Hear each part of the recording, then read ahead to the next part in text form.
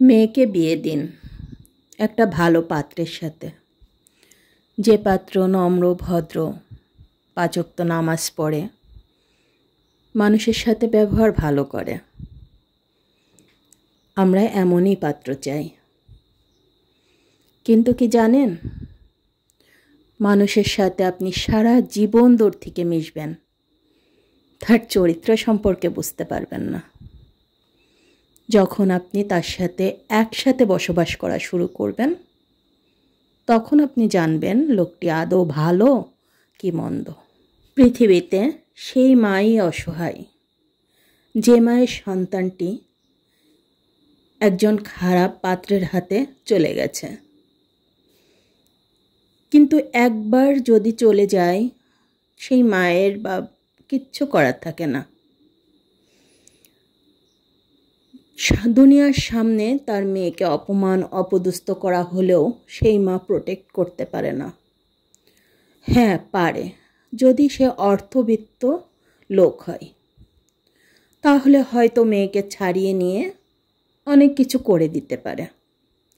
যদি গরিব বা মধ্যবিত্ত হয়, তাহলে লোক লজ্জার ভয়ে বা কিছু দিতে পারবে না, মেয়েকে বসিয়ে খাওয়াতে পারবে না, অনেক কিছু ভাবনা চিন্তা করে কিন্তু তার মেয়ের কষ্টগুলো শুধু সে 2 নয়নে দেখে।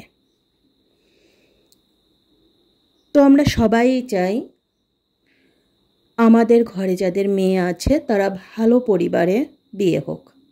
আবার এও চাই আমার ঘরে ছেলে আছে, আমার একটা ভালো পরিবারের মেয়ে আমার ঘরে আসুক, তাকেও আমি মেয়ের মতো দেখব। নিজের মেয়ে অন্য জায়গায় কষ্টে থাকলে আমি খুব কষ্ট পাই, অথচ আমি বিটারবোর কষ্ট দিব, তাতে কিন্তু আমার এক ফোঁটা কষ্ট লাগবে না। এই মন মানসিকতা থেকে বেরিয়ে আসতে হবে।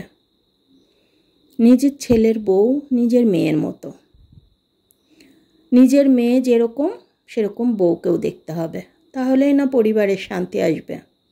আর সবচেয়ে বড় কথা, স্বামী সবচেয়ে ভালো হতে হয়, তাহলে পরিবারের লোকজন তার উপর কিছু করতে পারে না। খুঁটি শক্ত হতে হয়। খুঁটি যদি সম্মান দেয় আপনাকে, পরিবারের সবাই সম্মান দিবে।